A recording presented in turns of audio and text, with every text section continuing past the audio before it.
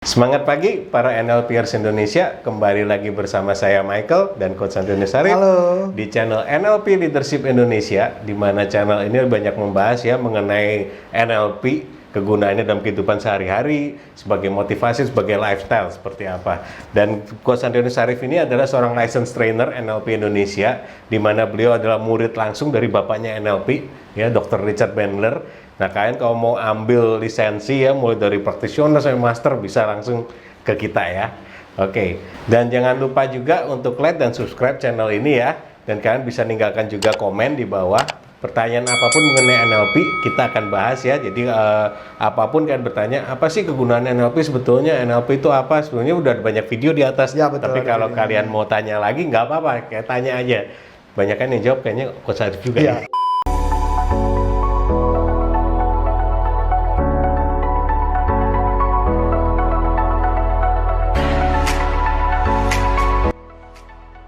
Jadi ini ya, kalau untuk hari ini Coach. Yap. Wah, deg-degan nih. Pertanyaannya apa nih ya? Bener. Sebetulnya gini, gue ini agak penasaran sama apa ya? Kan kalau kita banyak bisnis multi level marketing. Oke. Terus bisnis asuransi gitu. Betul. Kan. Itu kebanyakan pakainya kan bukan kayak coach ya, pakainya motivator Coach. Oh iya, Nah, betul. Dan lucunya itu ada seorang teman Coach sebetulnya Coach gitu kan. Jadi di situ dijejelin gitu kan. Kita pasti bisa. Bisa apa? Kita nanti liburan dengan kapal pesiar gitu kan. Terus yang kedua, kita nanti kejar Mercy seri ini di bulan depan ini. Nah, mas saya di otak temen gua itu nggak suka naik kapal Coach. Dia mabok laut gitu kan. Yang kedua, dia orangnya Harley banget gitu. Kalau punya duit gitu daripada dia beli Mercy, kayak beli Harley gitu. Jadi memang apa ya?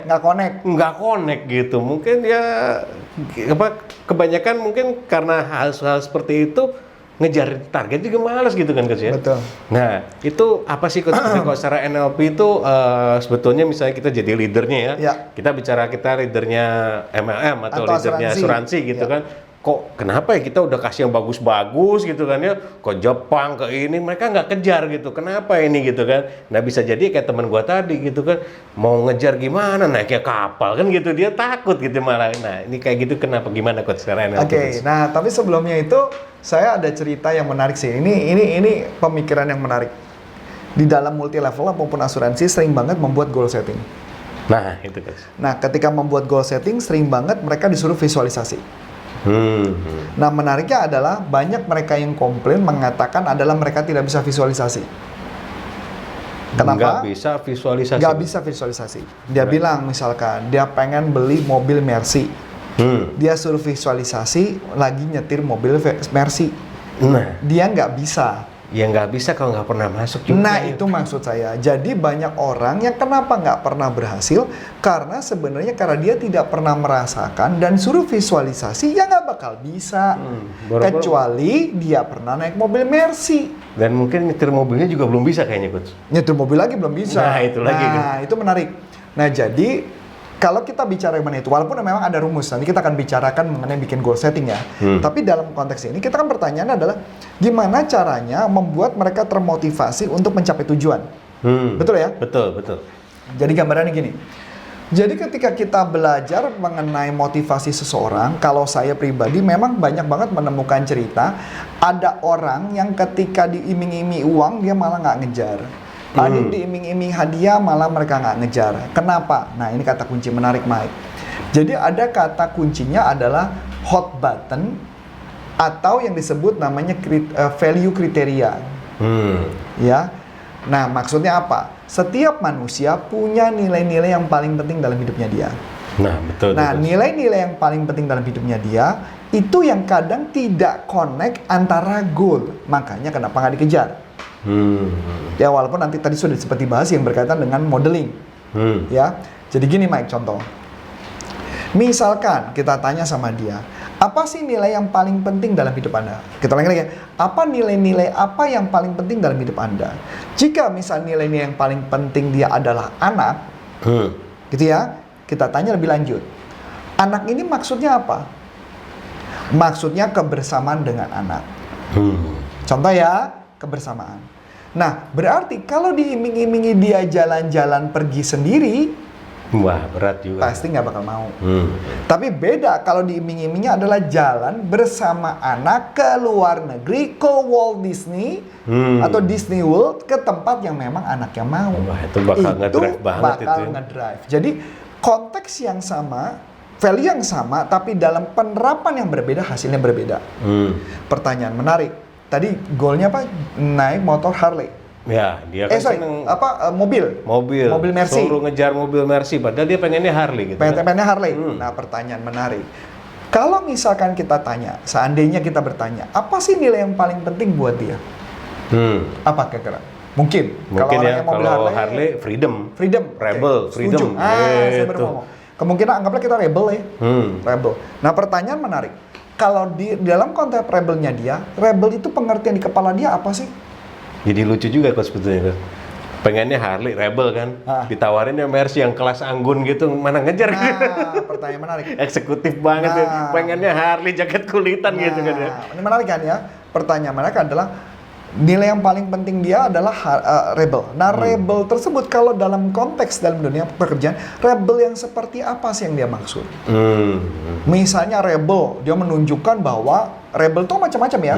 Kayak contoh, dulu waktu zaman saya ada film yang namanya Renegade. Nah, yang hakim itu kan. Hakim itu kan konsepnya kan adalah firm. Prestis, bener, tapi naik berkelas motornya gitu. Harley, ya kan? Malam dibuka kuncirnya dilepas, motor Harley. Nah, itu kan menunjukkan bahwa dia melakukan rebel. Betul. Nah, pertanyaan menarik, bagaimana kalau dia masih muda, dia menjadi rebel dengan naik mobil Mercy? Bisa nggak? Bisa juga sih. Atau mobilnya, mobil yang biasanya anggun, dihajar sama dia, dirubah aja, disulap jadi apa di dalamnya? Nah, mungkin nggak? Dimodifikasi gitu ya? Itu maksud saya. Artinya dia melakukan sesuatu yang bisa menunjukkan kerebelan dia, tetap rebelnya tetap rebel. Misalnya apa? Misalnya itu. Atau mungkin di-upgrade gitu coach ya? Atau di chat. Betul. Betul nggak? Betul. Misalnya kasih logo Harley gitu ya? Betul. Bisa aja logo Harley ditaruh di sebelah mobil Mercy dan logonya Mercy dicopot diganti motor Harley. Ini rebel banget. Kayaknya keren juga itu coach. Jadi bener mobil Mercy logonya Harley campur hitam ada logo Harley. Wah, itu cakep juga. Itu ngajakin berantem kan? Ngajakin berantem sama orang itu. Ini mobil Mercy. Mobil Mercy tulisannya Harley. So maksudnya which is sebenarnya bisa rebel juga. Betul. Dalam konteks macam-macam gitu loh. Jadi semua hal dalam kehidupan bisa kita buat menjadi rebel. Ya mungkin karena impian yang tidak disertai dengan visi tadi ya. Tidak value ya. Tidak sama dengan value. Jadi kalau sebenarnya kalau ditanya, yang paling bagus adalah kita bertanya kepada seseorang apa nilai yang paling penting dalam hidup dia, dikonekkan ke impian yang kita mau kejar itu. Atau bisa dong dapat mobil Mercy dijual ganti Harley, bisa dong? Bisa. Berarti bisa dong tetap. Atau kalau dia kejar Mercy, Harley juga kebeli sebetulnya. Nggak tahu, mungkin saya nggak tahu, tergantung hadiahnya berapa. Ya dia pengen Harley yang mana dulu? Ya tergantung Harley mana. Tanya Harley Phantom 2004, itu mah 250 juta gitu kan. Saya nggak tahu, Mercy-nya 800 masih kekejar gitu. Nah berarti masuk akal. Jadi artinya karena saya nggak paham motor Harley, tapi maksudnya konsep itu benar. Jadi sebenarnya tinggal tugasnya pemimpinnya bagaimana cara melakukannya. Saya ambil contoh. Ini ada kejadian di salah satu alumni saya juga, ya. Dia itu kebetulan dia dapat hadiah jalan-jalan ke luar negeri, ke Eropa. Dia nggak mau.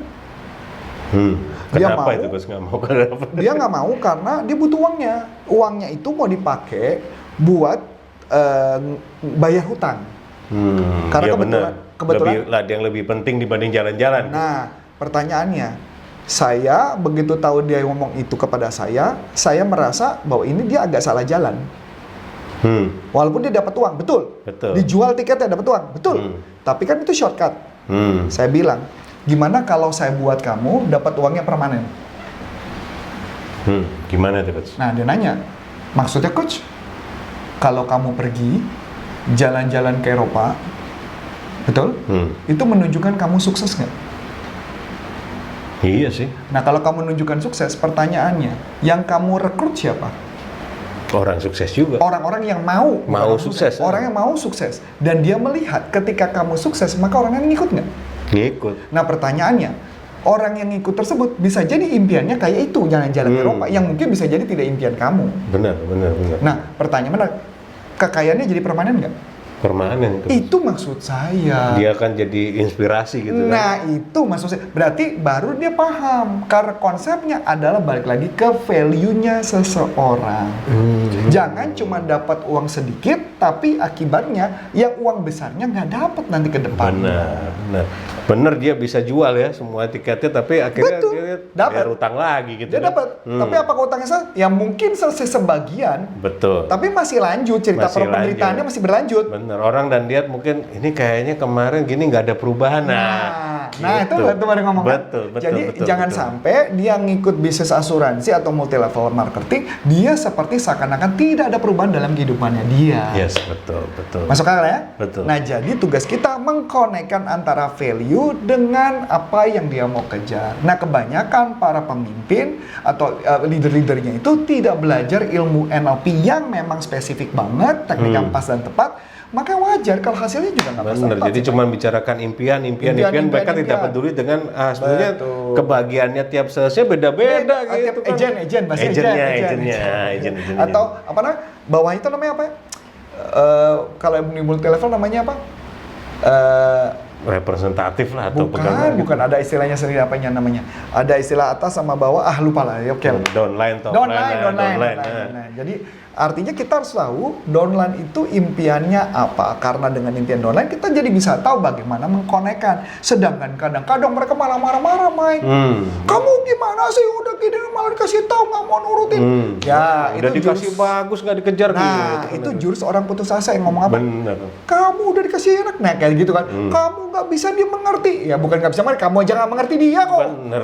Liburan ke Jepang naik kapal pesiar, waduh ini mabok laut gimana mau ngejar, mending nggak dikejar kayak gitu. Iya nggak? Nah, yang ada malah dijelasin kan, enggak kok naik kapal pesiar itu nggak pusing. Loh, sebenarnya pertanyaan mereka memang betul naik kapal pesiar tuh nggak pusing, tapi tidak mengenai ke value dia. Bener. Juga malah menjelaskan naik kapal itu nggak pusing, tapi yang difokusin adalah value dia apa. Bener. Baru kalau value-nya udah kena, baru dikasih tambahan sebenarnya naik kapal pesiar itu nggak pusing kan gitu. Jangan kapal pesiar nggak pusing dulu yang dibahas, bukan value-nya dulu yang dibahas. Bener. Jadi ada keinginan ngejar ya. Betul. Gitu ya. Itu aja konten hari ini. Kalau untuk hari ini Kayaknya itu udah banyak ya. Ini bagus ya. Semoga bisa Membantu omset banyak tim. omset para tim ya gitu.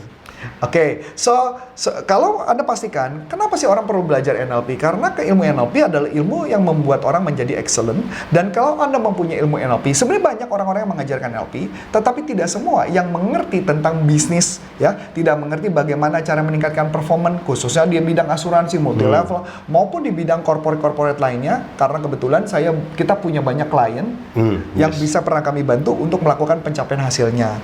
So, saya Coach Antones Sarif dan Saya Michael. dari NLP Leadership Indonesia. Sampai jumpa.